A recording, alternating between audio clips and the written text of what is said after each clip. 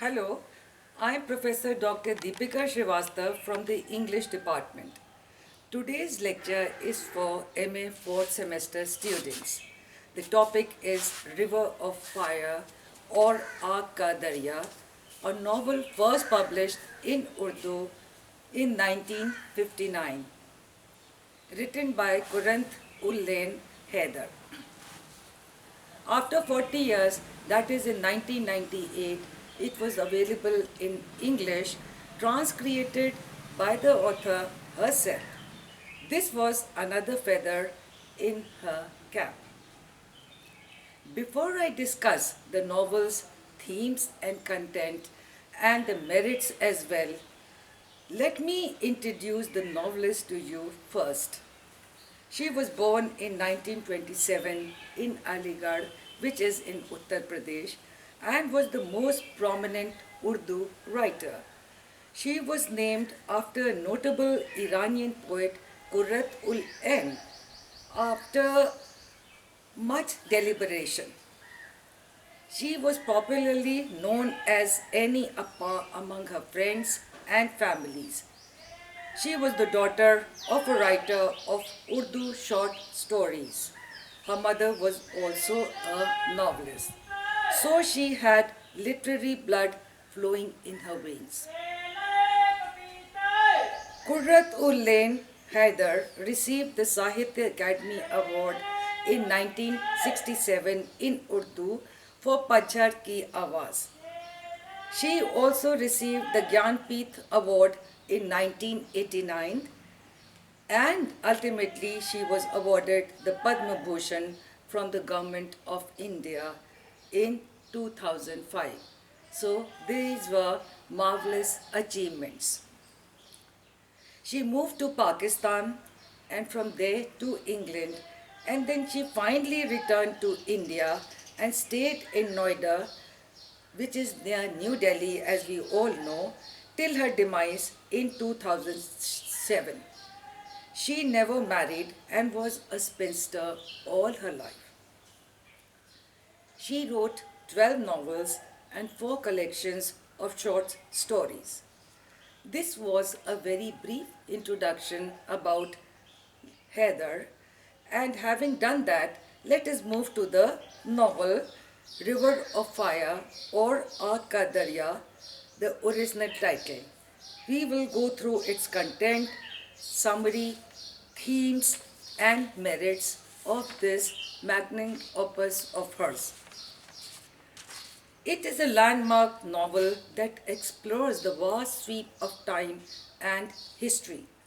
It tells passionately a story that moves from the 4th century BC to the post-independence period in India and Pakistan. The novel is written from the viewpoint of the believers of Pakistan and depicts their agony, their misery, their trials, and their hopelessness.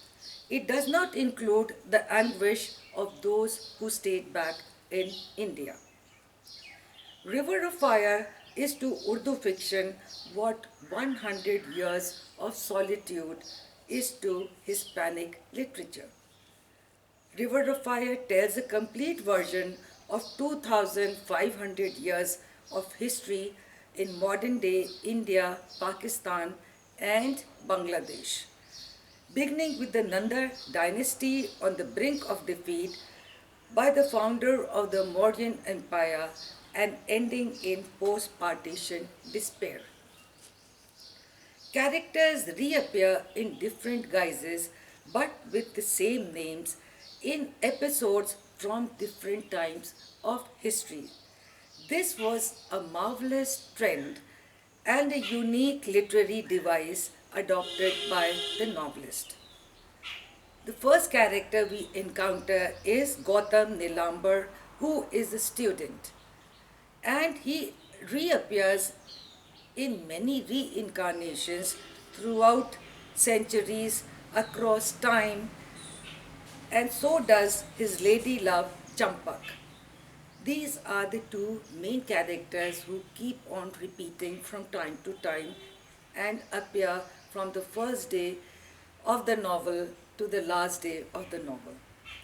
The next character is his friend Hari Shankar, and then is the last important character, the Englishman by the name of Cyril Ashley. So these four are the main characters of this novel. The novel has 73 chapters covered in 428 pages. Greater emphasis is on modern times. Haider does an excellent job dealing with Indian history. So she had an in-depth knowledge of Indian history. River of Fire is based on North India solely with no mention of South India. So the location is totally, purely North Indian.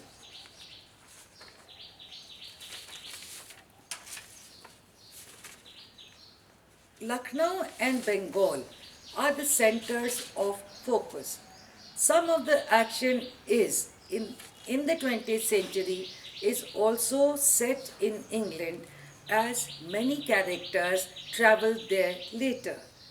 The book is difficult to comprehend for those who are not familiar with Indian history. A knowledge of history is essential to understand the complex incidents and other historical episodes that come in the novel. The pace of the novel slows as it approaches modern times. It is easier to understand it when this era is taken up.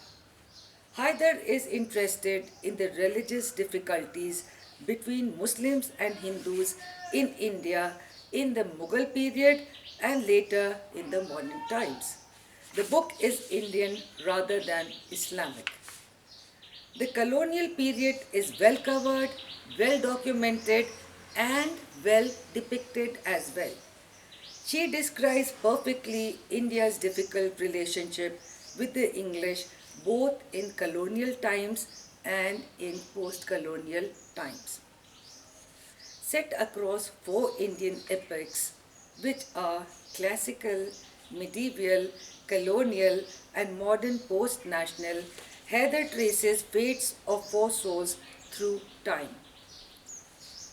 The main characters, as I told you, are Gautam, Champa, Kamal, and Cyril, and these appear from time to time throughout the course of incidents. Gautam appears first as a student of mysticism at a university of Shravasti, which is situated in Uttar Pradesh in the 4th century BC. Champa, his lady love, as well as his soulmate, embodies the Indian woman. Both these characters begin and end the novel. Kamal, a Muslim, appears midway and loses himself in the Indian landscape. Cyril, the Englishman, appears much later. Their stories crisscross over different eras, forming and reforming their relationships in romance and war, in possession and dispossession. Together, the four characters reflect oneness of human nature amidst nationalist and religious upheavals in Indian history. Shortly before partition, Kamal says, I will quote from the novel, the Indo-Muslim lifestyle is made up of the Persian, Turkey, Mughal and regional Rajput Hindu cultures. So what is this Indianness which the Muslim League has started questioning? Could there be an alternate India? Why? This quote ends here. For post-colonial scholars, Haider's history has long been a purposeful rebuke to the purist Hindutva and Islamist ideologue. Haider employs diverse genres like letters, chronicles, parables, journals to present her melancholy vision of corrosions of time. Aaka Darya is a novel written from the viewpoint of the believers of Pakistan and depicts their agony in detail, especially towards the climax of the novel. So all the action is focused towards the end of Darya. It is believed that due to her high stature in social circles and society, no criticism about this novel emerged, although there were many shortcomings. She wrote Darya at an early age of her literary career, and she was at that time encircled by those friends who did not appreciate the viewpoint of those who did not migrate to Pakistan. So the anguish, the depression, the disgust expressed by the novelist is one sided. And maybe, if I may say, it is biased. Haider's transcreation of her own text in English generally is excellent, marvelous, and supreme. However, her English is too modern for the times described. This could be a minor shortcoming. There are, however, other incongruities that stick out like a sore thumb. Why does one character name his house in England the Laurels? Is one such example. It could be because his English wife's name was called Laura, but I don't know. I mean, one has to reach a conclusion why the house was called the Laurels. Another shortcoming is that Haider rushes through her writing. The pace is too fast. For example, sweeping over an event too hastily without giving it much importance is what is her common shortcoming. Maybe this works in some languages, especially Urdu, but it does not in English and loses its relevance. So this is another flaw of the novel. Another example that comes to my mind is that when the first Cyril Ashley dies, Haider just states, I will quote, Gotham was overcome with grief. Cyril was a rare human being. They didn't come like him anymore. The quote ends. This needed more emotion, more lines, more dedication. Overall, River of Fire is certainly an interesting, valuable, and entertaining novel. The only drawback maybe that comes to my mind is that the sequence of so many events is difficult to comprehend. The obscurity of the subject matter may also put off some readers. However, it is highly engrossing and an interesting read. I would recommend all of you to read the English translation River of Fire, and those knowing Urdu may read the Urdu original book Aag Darya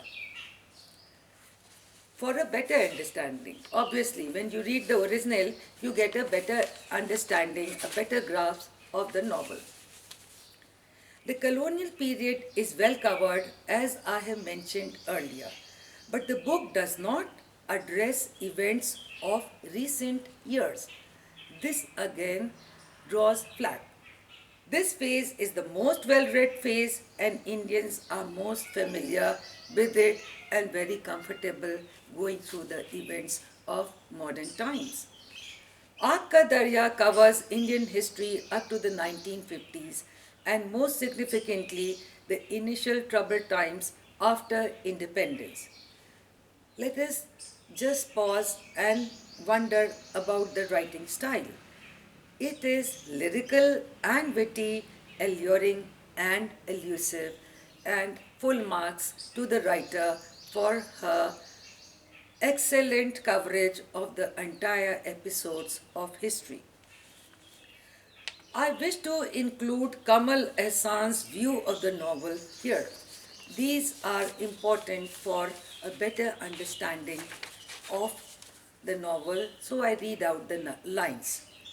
Kamal S. San in The Nation wrote, open inverted commas, the magnum opus of possibly the most acclaimed Urdu novelist of all time, River of Fire, tells the completest and syncretistic version of 2500 years of history in modern day India, Pakistan, and Bangladesh, beginning with the Nanda dynasty on the brink of defeat by the founder of the Mauryan Empire 323 to 185